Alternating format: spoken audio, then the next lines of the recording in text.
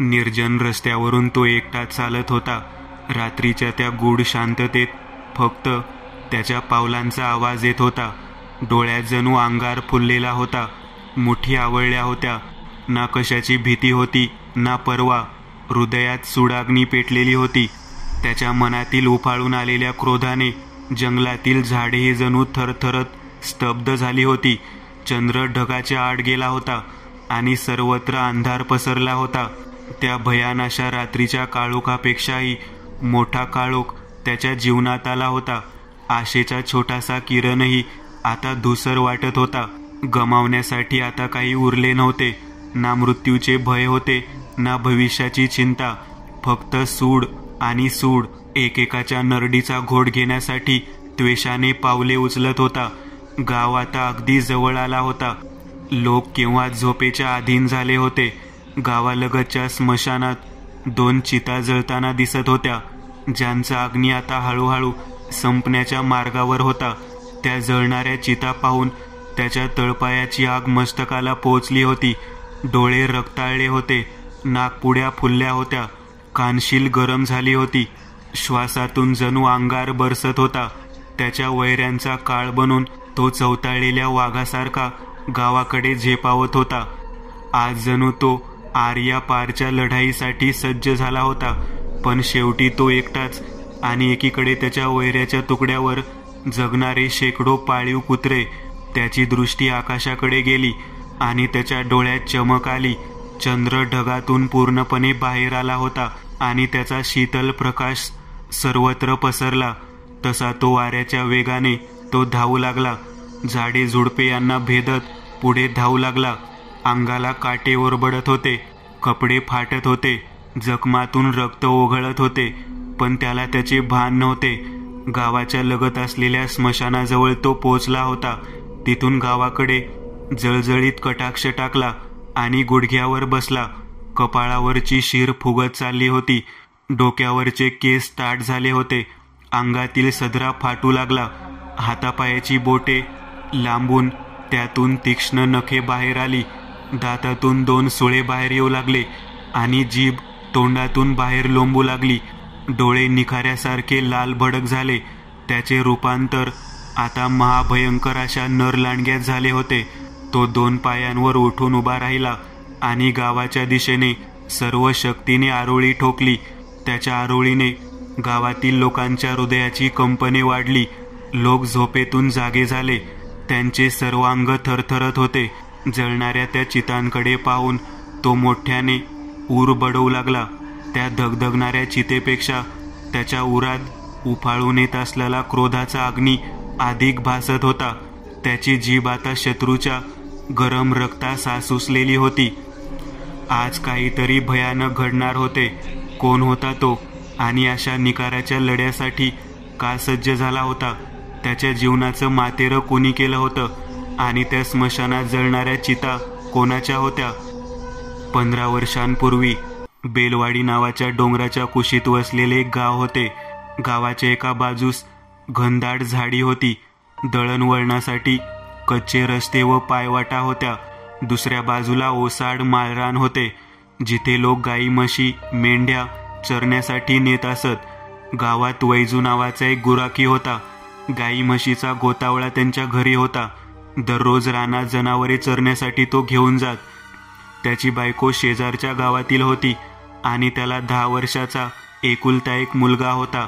एके दिवशी वैजूच्या सासरवाडीमध्ये त्याच्या मेव्हण्याच्या मुलाचं बारसं असल्यामुळे त्याची बायको आणि त्याचा मुलगा अर्जुन दोघे गावी गेले होते. दुसऱ्या दिवशी बारसा असल्यामुळे तो सुद्धा जाणार होता. दुसऱ्या दिवशी त्याने सर्व जनावरांना गोठ्यात बांधले व निघाला. 1 ते 1.5 तासांची पायपीट करून तो सासरवाडीत दुपारी पोहोचला. कार्यक्रम संपून सर्वांची जेवण झाली होती. एव्हाना सूर्यही आता परतीच्या प्रवासाला निघणार होता. सर्वांनी वैजूला राहण्याचा आग्रह केला, पण गोठ्यातील जनावरे उपाशी राहतील या चिंतेने तो थांबण्याच्या मनस्थितीत नव्हता. मुलगा व बायको यांना दुसऱ्या दिवशी यायला सांगून तो एकटा गावाकडे निघाला. पण मुलगा वडिलांसोबत जाण्यासाठी हट्ट करू लागला. गावी जाण्यासाठी रात्र होईल यासाठी त्याने मुलाला नेण्यास स्पष्ट नकार दिला, पण मुलगा काही केले ऐकत नव्हता. अखेर त्याच्या बालहट्टापुढे त्याचा नकार तोकडा पडला आणि दोघे गावाच्या दिशेने निघाले. रस्ता सवयीचा होता, पण वेळ रात्रीची होती. गावाच्या बाहेर ते पडले होते आणि आता सूर्य पूर्णपणे मावळला होता. दिवसापेक्षा रात्री जाण्यासाठी नक्कीच जास्त वेळ लागणार होता, पण आकाशात दिसणाऱ्या पूर्णाकृती चंद्राचा शीतल प्रकाश सर्वत्र पसरला होता. त्यामुळे त्यांना हायसं वाटत होतं. मुलगाही धीट मनाचा असल्यामुळे वडिलांसोबत झपाझपा पावले टाकत होता. गावी लवकर पोचता यावे यासाठी त्यांनी जंगलातील मार्गाने जाण्याचे ठरवले. रस्ता तसा ओळखीचा होता. यापूर्वीही बऱ्याच वेळा वैजू या रस्त्याने गेलेला होता. सर्वत्र नीरव शांतता पसरली होती. जवळपास अर्धे अंतर त्यांनी पार केले होते आणि आता विरळ झाडीचा प्रदेश सुरू होणार होता. तिथून गाव अगदी जवळ होते. जंगलात फक्त दोघांच्या पावलांचा आवाज येत होता, जो शांतता भंग करत होता. चंद्राचा दुधारी प्रकाश सर्वत्र पसरला होता. वातावरण गूढ बनत होते. वैजूला जंगलातील झाडांमधून कोणीतरी आपल्याला पाहत आहे असा भास होत होता. वैजू आणि अर्जुन चंद्राच्या प्रकाश गावाला जवळ करत होते. पुढे डोंगर माथा दिसत होता. माथ्यावरून उतरल्यास ते थेट गावात पोहोचणार होते. रात्रीच्या त्या चंद्रप्रकाशात डोंगर एखाद्या सैतान वासून बसावा असा भासत होता. बाजूच्या झाडीत हालचाल जाणवली, स्पष्ट ऐकूही आली, पण दुर्लक्ष करून दोघेही पुढे चालू लागले. बाजूच्या झाडीतून पुन्हा कोणीतरी चालत असल्याचा भास झाला. आता मात्र वैजू आणि अर्जुन यांनी कान टवकारले. एखादं जंगली श्वापद असावं असा अंदाज वैजूने बांधला आणि सावधपणे पावले उचलू लागला. चिंतेची एक लहर त्याच्या मनात उठली होती. वैजूने अर्जुनचा हात घट्ट पकडला आणि दोघे पुढे पुढे जाऊ लागले. पण आता पावलांचा आवाज अधिक वाढला होता आणि हा भास नक्कीच नाही हे आता वैजूला समजले होते. बा, कशाचा आवाज येतोया? अर्जुनच्या या प्रश्नावर त्याने अर्जुनला हळू आवाजात गप्प राहण्यास सांगितले. त्याच्या उजव्या हातात असलेल्या कुऱ्हाडीवरची पकड आता त्याने घट्ट केली होती. गुरगुरल्याचा आवाज कानावर येत होता. अर्जुनला सोबतीला आणल्याचा पश्चाताप आता वैजूला होत होता. त्याला अर्जुनची काळजी वाटत होती. दोघेही क्षणभर स्तब्ध झाले. त्या वातावरणात वैजूला त्याच्याच काळजाची होणारी धडधड स्पष्ट ऐकू येत होती. थोडा वेळ ते दोघेही तसेच उभे होते. झुडपातून येणारा आवाज आता बंद झाला होता, पण एवढ्यावर निश्चिंत होऊन चालणार नाही हे वैजूला माहीत होते. आता ते सावधपणे पावले उचलू लागले होते. काही अंतर चालल्यानंतर वैजूची पावले जागीच खिळली.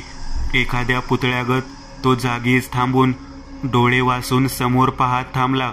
त्याच्या एकाएकी थांबण्याने अर्जुनने वडिलांकडे कटाक्ष टाकला आणि समोर पाहिले.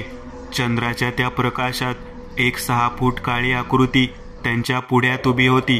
मानवाचे शरीर आणि लांडग्याचे मुख असणारा एक धिप्पाड देहाचा काळा कुट्ट प्राणी आवासून थांबला होता.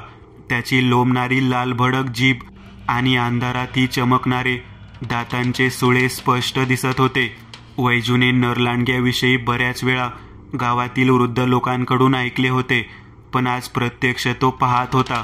समोर जे काही दिसत होते ते अर्जुनच्या कल्पनाशक्तीच्या पलीकडे होते. तो अतिशय घाबरला होता. त्या प्राण्याची गुरगुर हृदयाचा थरकाप उडवणारी होती.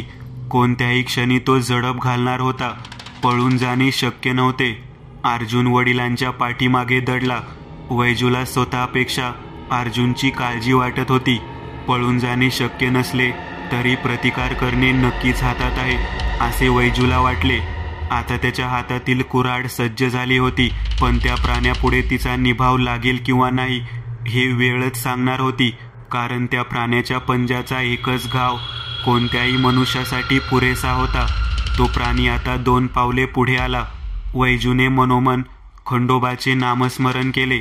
दबक्या आवाजात तो अर्जुनला पळून जाण्यास सांगू लागला. अर्जुनच्या बालमनाची भीतीने भंबेरी उडाली होती. त्याला काय करावे सुचत नव्हते. काहीतरी विपरीत घडणार आहे हे तो जाणून होता. गुरगुरत तो लांडगा वैजूवर झेपावला आणि आपल्या तीक्ष्ण नखाच्या पंजाने त्याने वैजूवर वार केला. तो प्राणघातक वार त्याने चुकवला, पण पाठीवर चांगलेच ओरबडले. सदरा फाटून त्यातून रक्त निघू लागले. त्या रक्ताच्या वासाने रोज प्राणी आणखीनच चेकाळला होता. वैजू ओरडून अर्जुनला पळण्यास सांगत होता, पण अर्जुनचे पाय जणू जागीच खिळले होते. लांडग्याने पुन्हा वैजूवर हल्ला चढवला आणि कुऱ्हाडीचा जबरदस्त घाव त्याच्या हातावर झाला. गरम रक्ताची धार त्याच्या हातातून उडाली. आता तो क्रोधाने बेभान झाला होता आणि त्याने वैजूला खाली पाडले आणि घोळसू लागला. त्या परिस्थितीतही अर्जुनला वैजू पळून जाण्यास सांगत होता. वैजूला त्याने आता अर्धमेले केले होते आणि अर्जुन स्वतःच्या डोळ्यांनी वडिलांची अवस्था पाहत होता. त्याच्या डोळ्यातून अश्रू निघू लागले. तो गावाच्या दिशेने धावू लागला. लांडग्याने जळजळीत नजरेने त्याच्याकडे पाहिले आणि तो अर्जुनकडे झेपावला. काही क्षणातच त्याने अर्जुनला गाठले. अर्जुन जमिनीवर कोसळला आणि तो प्राणी त्या कोवळ्या मुलाचे रक्त पिण्यासाठी आसूसला. त्याच्या दाताचे सुळे आता अर्जुनच्या मानेत घुसत होते. इतक्यात कुऱ्हाडीचा एक घनघाती प्रहार त्याच्या मानेवर झाला. रक्ताची उष्ण धार उडाली. कुऱ्हाड मानेत रुतली होती. तो आवेगाने उठला. घायाळ अवस्थेत त्याच्या पाठीमागे वैजू उभा होता.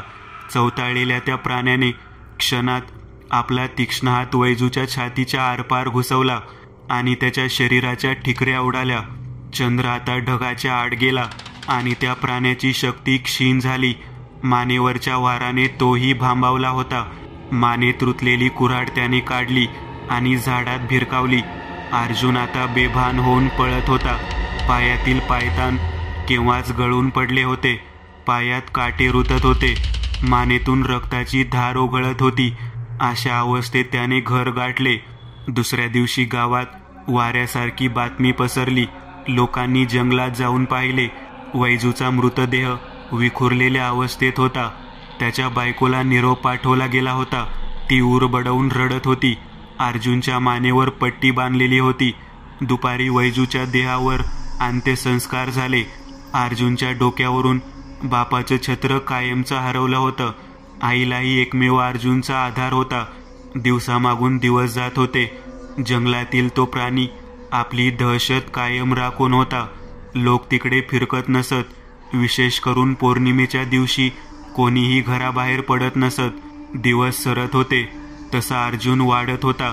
वडिलांची झालेली हत्या आणि त्याचे भयानक चित्र त्याच्या डोळ्यासमोरून जात नव्हते. लांडग्यावरचा त्याचा क्रोध दिवसेंदिवस वाढत होता. मानेवरची जखम केव्हाच नीट झाली होती, पण त्या जखमेचा उरण तसाच होता, जो त्याला भूतकाळाची आठवण करून देत होता. पौर्णिमेच्या रात्री अर्जुनच्या स्वभावात बदल होऊ लागला. तो चिडायचा, ओरडायचा, कधी कधी समोरच्या माणसाच्या अंगावर धावून जायचा आणि रात्रीनंतर एकदम सामान्य व्हायचा. त्याच्या आईला त्याची काळजी वाटत होती. प्रत्येक पौर्णिमेला होणारा हा प्रकार तिच्या लक्षात येत नव्हता. वाढत्या वयानुसार प्रत्येक पौर्णिमेला अर्जुन अधिकच विचित्र वागत होता. त्याचे दात सळसळत, डोळे लाल भडक होत. एके दिवशी अर्जुनचे आजोबा म्हणजेच त्याच्या आईचे वडील त्याच्या घरी आले होते आणि त्या दिवशी पौर्णिमा होती. रात्र होताच अर्जुनचा आक्रोश वाढू लागला. त्याचे चित्रविचित्र हावभाव पाहून आजोबांच्या कपाळावर आठ्या पडल्या. सकाळ होताच त्यांनी अर्जुनच्या आईला एक गंभीर गोष्ट सांगितली. ती ऐकून तिच्या पायाखालची जमीन निसटल्यासारखे तिला वाटले. अर्जुनचा लांडग्याने चावा घेतला आहे. जेव्हा नर लांडगा एखाद्या मनुष्यास चावतो तेव्हा तो मनुष्यही काही दिवसांनी लांडगा बनतो. अर्जुन जेव्हा ऐन तारुण्यात येईल तेव्हा तो सुद्धा लांडगा बनेल. जंगलातील लांडग्यांची दहशत लोकांच्या मनात कायम होती. निर्भीड झालेला तो लांडगा आता पौर्णिमेच्या दिवशी गावात शिरून जनावरे उचलून नेऊ लागला. तारुण्याच्या उंबरठ्यावर असलेल्या अर्जुनविषयी हे सर्व ऐकून त्याची आई चिंतातूर झाली. पौर्णिमेच्या रात्री अर्जुनच्या खोलीचा दरवाजा कुलूप लावून बंद केला जाऊ लागला. बेलपूर गावामध्ये महादेवाची जत्रा 2 दिवसावर आलेली. पौर्णिमेच्या दिवशीच जत्रा भरणार होती. त्यानिमित्ताने गावातील लोकांमध्ये उत्साह होता. जत्रे दिवशी गावात तमाशा येणार, त्यामुळे लोक तमाशा पाहण्यासाठी आतुर झाले होते. सकाळची वेळ होती आणि बेलपूर गावाच्या दिशेने 3 बैलगाड्या येत होत्या. बैलगाड्यांनी गावात प्रवेश केला तेव्हा रस्त्यावर जमलेली लोक उत्साहाने आपापसात कुजबूज करू लागली. बाळू तमासगीर आपला ताफा घेऊन गावात हजर झाला होता. जत्रेचा दिवस सरत होता आणि सूर्य परतीच्या प्रवासाला निघाला होता. गावातील आंबट शौकीन लोक रात्रीची वाट पाहत होते. बाळू तमासगीराने तमाशाची सर्व तयारी केलेली होती. सुनंदा, विशीतली तरुणी, ती बाळूच्या तमाशाच्या फडातील नर्तिका तंबूमध्ये बसून तयार होत होती. सुनंदा लावण्याने बहरलेली होती. ढोलकीच्या तालावर जेव्हा ती ठेका धरत होती तेव्हा पाहणाऱ्यांची स्पंदने वाढत. पाणीदार डोळे, रेखीव नाक, शिडशिडीत बांधा, हसताना गालावर पडणारी खळी, काळजात रुतणारी तिची नजर भल्या भल्यांना घायाळ करी आणि स्टेजवर नोटांचा पाऊस पडत. पौर्णिमेची रात्र प्रारंभ झाली होती. इकडे अर्जुनच्या आईने त्याला नेहमीप्रमाणे त्याच्या खोलीत झोपवून खोलीचे दार बंद केले आणि बाहेरून भले मोठे कुलूप लावले. गावातील लोक आता चावडीवर तमाशा पाहण्यासाठी जमली होती. सुनंदा नखशिंकात नटली होती. पायात मोठे घुंगरू बांधून ती तयार होती आणि लावणीला सुरुवात झाली. लोक शिट्या वाजवू लागले. सुनंदा श्रावणधारात मोरणी नाचावी तशी नाचू लागली. लावणी ऐन रंगात आली होती आणि तेव्हाच गावातीलच एक नशेत बुडालेला तरुण उठला आणि स्टेजवर जाऊन त्याने सुनंदाचा हात धरला. झाल्या प्रकाराने ती चांगली चवळली आणि तिने एक सनसनीत चपराक त्याच्या कानशिलात लावली. तिच्या सुरक्षेसाठी असलेल्या 2 तरुणांनी त्या तरुणास खाली उतरवले. झाल्या प्रकाराने तो गावगुंड चांगलाच संतापला होता. तो तिथून तडक गावात निघून गेला. यापूर्वीही त्याने गावात अनेक तरुणीची छेड काढली होती, त्यामुळे गावातील लोकही त्याला चांगलेच कंटाळले होते. रात्र चढत होती. तमाशाचा कार्यक्रम संपला होता आणि लोक आपापल्या घराकडे निघत होते.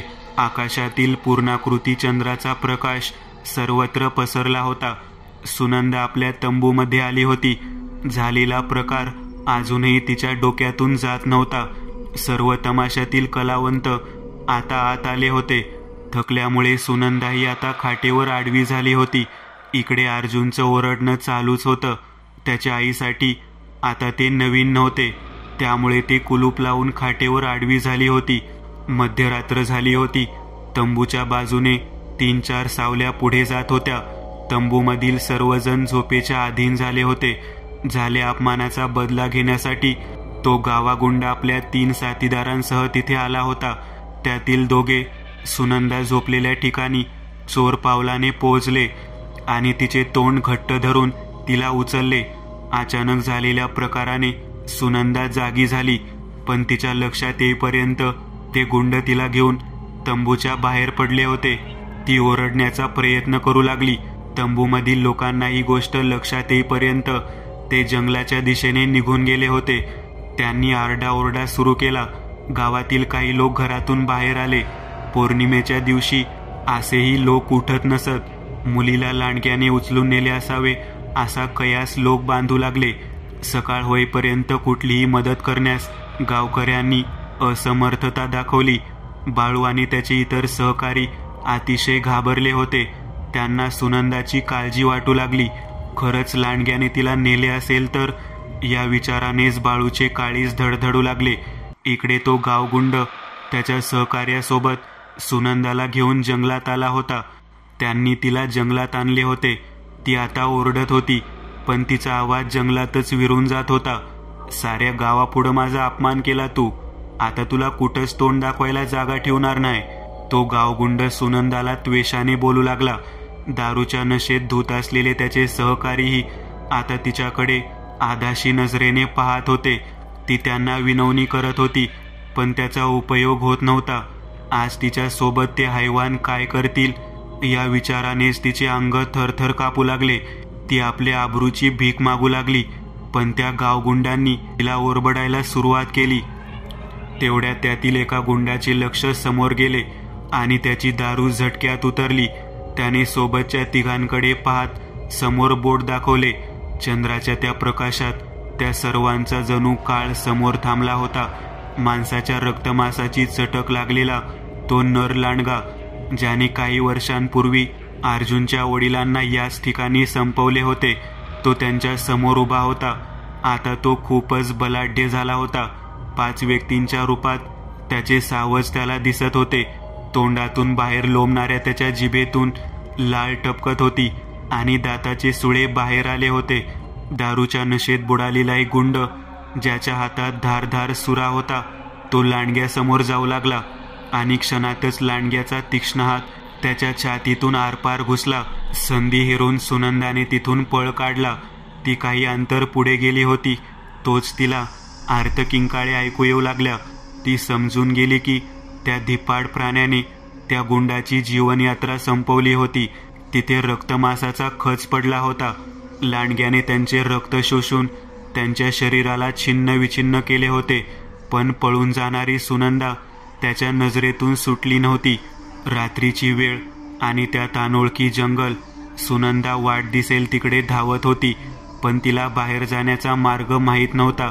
त्या लांडग्याने वासाने ओळखले होते की ती आसपासच आहे. त्याने आकाशाकडे पाहून आरोळी ठोकली आणि तिथूनच काही अंतरावर असणाऱ्या सुनंदाच्या काळजाचं त्या आवाजाने पाणी झालं होतं. एक संकट टळलं होतं, पण दुसरं संकट आवासून समोर थांबलं होतं. ती नखशिंकात घाबरली होती. ती धावता धावता अचानक कोसळली आणि लिबलिबीत स्पर्श तिच्या हाताला झाला. तिला ओकारी आली, कारण फिरून ती परत त्याच ठिकाणी आली होती आणि पडली होती जिथे रक्तमासाचा खच पडला होता. ती लगबगीने उठली आणि तोच तिला गुरगुर ऐकू आली. इकडे अर्जुन आज प्रथमच पूर्णपणे लांडगा बनण्याच्या आविर्भावात होता. त्याचे दात सळसळत होते, शरीरात प्रचंड वेदना, कपाळावरची शीर फुगत होती, हातापायाची बोटे लांबत होती. जंगलातील आरोळी त्याच्या कानावर आली. अशीच आरोळी त्याने काही वर्षांपूर्वी ऐकली होती आणि त्याच्या डोळ्यासमोर तो प्रसंग थैथै नाचू लागला. त्याच्या वडिलांच्या देहाचे नरलांडग्याने केलेले हाल आणि त्यांची केलेली हत्या. त्याच्या तळपायाची आग मस्तकाला शिरू लागली आणि एकाएकी तो ताडकन उठून उभा राहिला. त्याचे डोके छताला पोचले होते. त्याचे रूपांतर धिप्पाड अशा नरलांडग्यात झाले होते. सुडाचा अग्नी त्याच्या उरात पेटला होता. एकाएकी मोठा आवाज झाला आणि अर्जुनच्या आईला जाग आली. तिने समोरचे दृश्य पाहिले आणि आवासून पाहतच राहिली. नरलांडगा बनलेल्या अर्जुनने एका प्रहारातच दरवाजा तोडला होता आणि गुरगुरत जंगलाच्या वाटेने त्याने कूच केली होती. छिन्न विछिन्न अवस्थेत पडलेल्या त्या प्रेतांच्या दर्पाने सुनंदाला ओकारी आली आणि बाजूच्या जाळीतून गुरगुरल्याचा आवाज येत होता. आगीतून फुपाट्यात गेल्यासारखे तिला वाटत होते. आपण इथून पळून जाऊ शकत नाही याची तिला खात्री झाली होती. बाजूलाच एक गर्द झुडूप होते. त्या झुडपाच्या दिशेने तिने पाहिले. ती पावलाचा आवाज न करता ती त्या दाट झुडपामध्ये लपली. वातावरणात आता कमालीची शांतता होती. सुनंदाला स्वतःच्या काळजाची होणारी धडधड स्पष्ट ऐकू येत होती. जीव मुठीत धरून ती लपली होती. क्षणभर तिने डोळे घट्ट मिटले. कडाक्याच्या थंडीत सुद्धा आता तिच्या सर्वांगाला घाम फुटला होता. पावलांचा आवाज आता तिच्या कानावर पडला. तो महाकाय प्राणी तिला शोधत आता त्या ठिकाणी आला होता. डोळे उघडण्याची तिची हिंमत होत नव्हती. कोणीतरी मोठमोठ्याने श्वास घेत आहे असा आवाज तिला येत होता. तिने डोळे उघडले. काळी कुट्ट सावली तिच्या पुढ्यात उभी होती. धिप्पाड देहाचा तो नरलांडगा अगदी तिच्या समोर येऊन थांबला होता. त्याची रक्ताची तृष्णा अजून भागली नव्हती. तिचा मृत्यू तिच्या डोळ्यासमोर उभा होता. तिची जगण्याची आशा आता मावळली होती. इतक्यात तिच्या हाताला काहीतरी लागले जे तीक्ष्ण होते. त्या गुंडाने लांडग्यावर उगारलेला तो सुरा तिथेच पडला होता.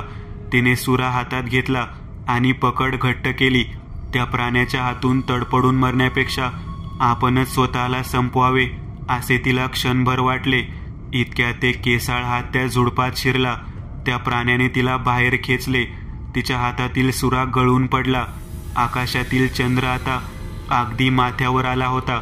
सुनंदा केविलवाण्या अवस्थेत जमिनीवर पडली होती आणि तो प्राणी आता तिची शिकार करण्यास सज्ज झाला होता. त्याच्या तावडीतून लवणाऱ्या जिभेतून रक्ताचे थेंब टपकत होते.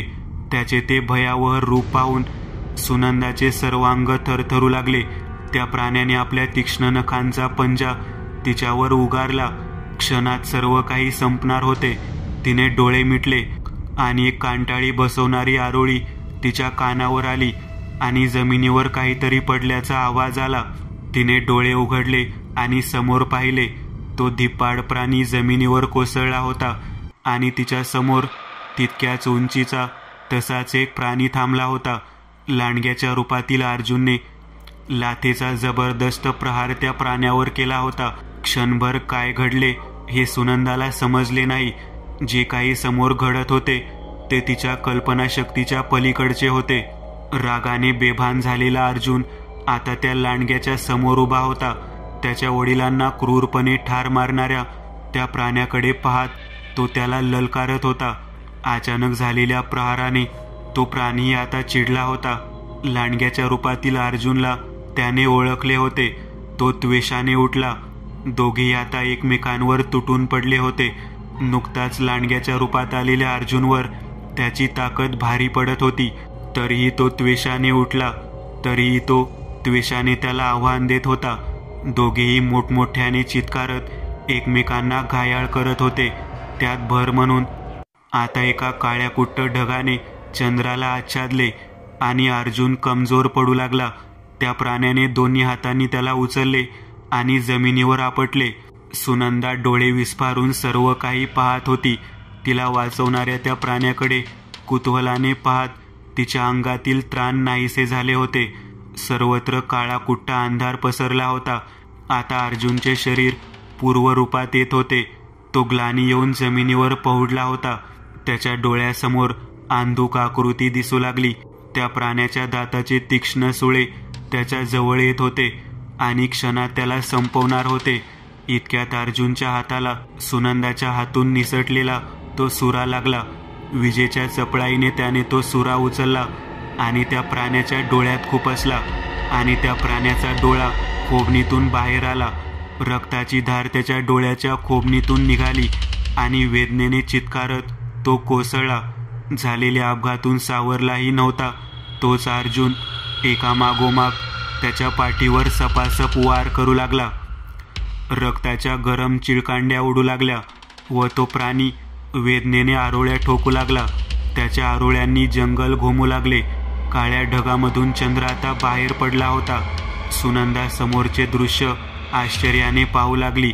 मानव रूपातील अर्जुन तिच्या डोळ्यात देखत आता लांडग्याच्या रूपात आला होता आणि गगनभेदी आरोळी ठोकत त्याने त्या नर लांडग्याला संपवले. धिप्पाड देहाचा तो प्राणी कायमचा संपला होता. झालेल्या झटपटीत अर्जुनही घायाळ झाला होता. डोक्याला मार लागल्यामुळे त्याला ग्लानी आली आणि तोही जमिनीवर कोसळला. पूर्वेकडून सूर्याचा लाल भडक गोळा वर येत होता आणि बेलपूर ग्रामस्थांची पावले आता जंगलाच्या वाटेने पडू लागली होती. बाळू तमासगीर सर्वात पुढे चालत होता.